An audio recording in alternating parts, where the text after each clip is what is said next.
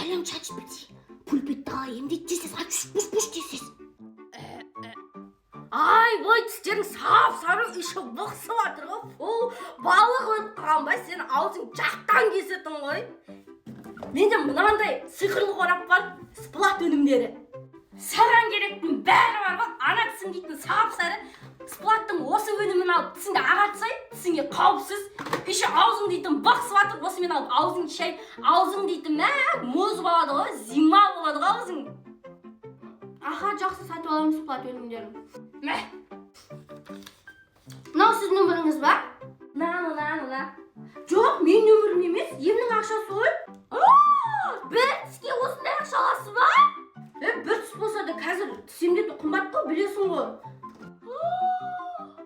Ал сіз қайда бара жатырсыз? Қайда бара жатсың?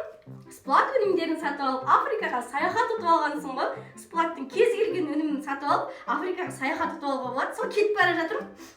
Ана жерде нөмірім жазылып тұр, QR-мен жібересің ғой. Африкаға саяхаттап болғаннан кейін дальше Мальдивқа кетемін.